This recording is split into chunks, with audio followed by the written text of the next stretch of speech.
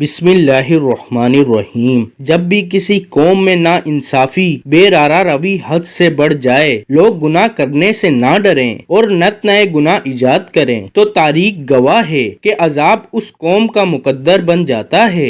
آج بھی ایک ایسی ہی قوم زیر بحث ہے کہ جس نے نئے اور انوکھے گناہ ایجاد کیے، جس کی وجہ سے اللہ پاک نے ان کو ایک ایسے انوکھے طریقے سے عذاب دیا کہ وہ قوم اور پورا شہر آج بھی عبرت کا نشان ہے۔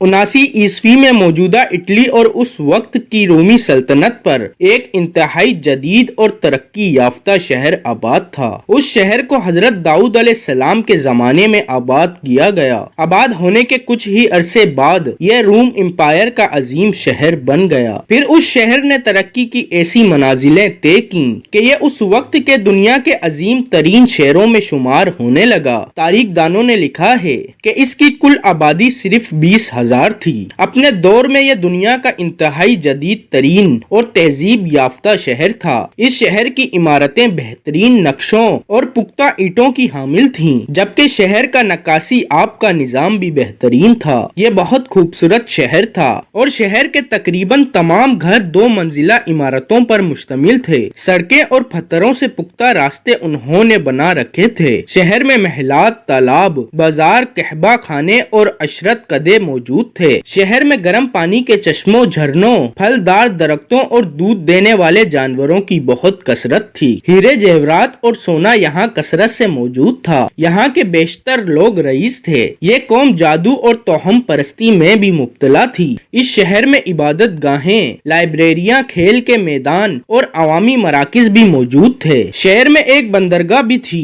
جو بہت مصروف رہتی تھی۔ یہاں سے شراب، مچھلیوں، پھلوں اور زیتون کی تجارت ہوتی تھی۔ اس جدید شہر میں ڈھیر بھی موجود تھے۔ کسی کے وہم و گمان میں بھی نہیں تھا کہ یہ ہستا بستا شہر ایک دن عبرت کا نشان بن جائے گا۔ آخر پھر ایسا کیا گناہ تھا کہ اس شہر کا نام و نشان ہی اللہ پاک نے 2000 سال تک کے لیے مٹا دیا۔ بے شک اس شہر کے مکینوں کو اللہ پاک نے خوشحالی سے نواز رکھا تھا، لیکن اس شہر کے لوگوں نے گناہوں کی وہ بنیاد رکھی کہ جس کی وجہ سے اس شہر کو دستے قدرت نے نہ صرف قصہ ماضی بنا دیا بلکہ وہ آنے والی نسلوں کے لیے ایک عبرت بھی بن گیا۔ تاریخ انسانی میں قوم لوط ایسی کردار کی حامل تھی جس نے ہم جنس پرستی کو فروغ دیتے ہوئے فطرت سے بغاوت کا جرم کیا اور بالآخر غضب الہی کا شکار ہو گئی، جبکہ اس شہر کے مکینوں نے بھی اپنے آباء و اجداد کی اس سنت پر عمل پیرا ہوتے ہوئے اس کو گناہوں کی ایک بستی میں تبدیل کر دیا۔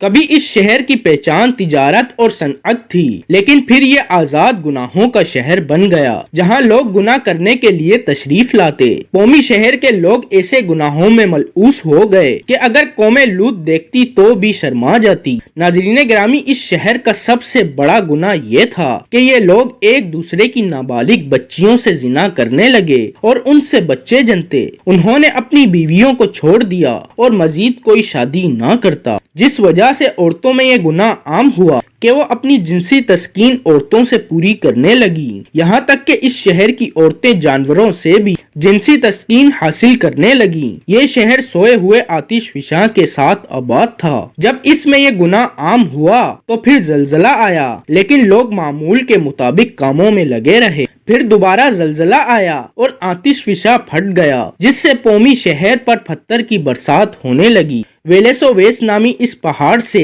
لاوا اتنی مقدار میں نکلا کہ پورے شہر میں پھیل گیا۔ تاریخ دان حیران ہیں کہ یہ سب اتنی جلدی میں ہوا کہ یہ لوگ اپنے مکانوں سے نکل بھی نہ سکے۔ آتش فشاں سے دھواں اور گیس نکلنے لگی اور پورے شہر میں پھیل گئی، جس سے لوگوں کے لیے سانس لینا دشوار ہو گیا۔ ساتھ ہی آتش فشاں کے دہانے نے لاوا اگلنا شروع کر دیا اور یہ شہر لاوے کی تہ تلے دب گیا۔ لاوا کئی کلومیٹر تک پھیل گیا اور اس کی موٹائی 3 میٹر سے بھی زیادہ تھی۔ اس آتش فشاں کی اونچائی 1280 میٹر تھی۔ اس کی راکھ اور لاوا پومیسی سے دوسرے شہروں سٹابی اور نیو سیرا تک پھیل گیا۔ صدیوں تک یہ شہر دنیا کی نظروں سے اوجھل رہا۔ پھر 1848 میں شہر حادثاتی طور پر تب ایجاد ہوا کہ جب ایک اٹلی کے کسان نے اس بنجر زمین پر پانی کی تلاش شروع کی۔ کنواں کھودتے وقت اسے کچھ نوادات ملے جس پر اس نے فوراً آثار قدیمہ کو اطلاع دی اور پھر 2000 سال پہلے اس تباہ ہونے والے شہر کی کھدائی شروع ہوئی۔ کھدائی کرتے کرتے اٹلی کے آثار قدیمہ کے بہت سے لوگ مسلمان بھی ہوئے۔ جو مسلمان نہ ہوئے وہ ان لاشوں کو دیکھ کر ذہنی مریض بننے لگے۔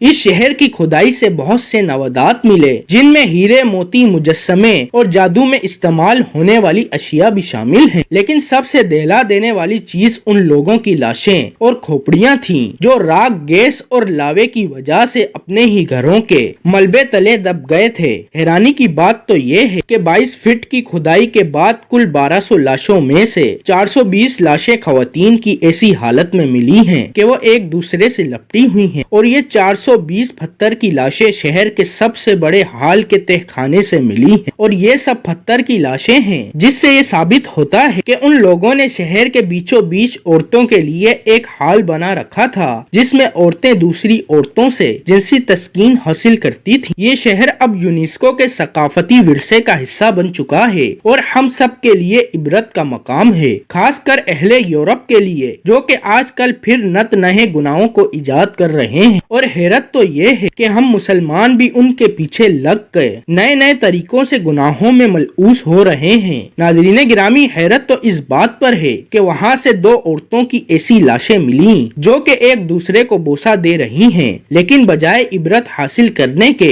ہالی ووڈ میں ان کے پیار کے بارے میں ایک فلم بھی بنا دی گئی ہے اور ظاہر یہ کیا گیا کہ یہ کوئی عذاب نہیں بلکہ ان لوگوں کی نااہلی تھی کہ وہ آتش فشاں کے قریب آباد ہوئے۔ اس جگہ کی مزید کھدائی جاری ہے اور نہ جانے مزید کتنے راز سامنے آئیں گے۔ بے شک ہر چیز فنا ہونے والی ہے جبکہ بقا صرف اللہ پاک کی ذات کو ہے۔ یہ دنیا دل لگانے کی جگہ نہیں ہے۔ اللہ پاک ہمیں عبرت حاصل کرنے کی توفیق عطا فرمائے۔ اے اللہ پاک ہمیں نبی آخر الزمان حضرت محمد صلی اللہ علیہ وآلہ وسلم سے بے پناہ اور سچی محبت عطا فرما دے، آمین۔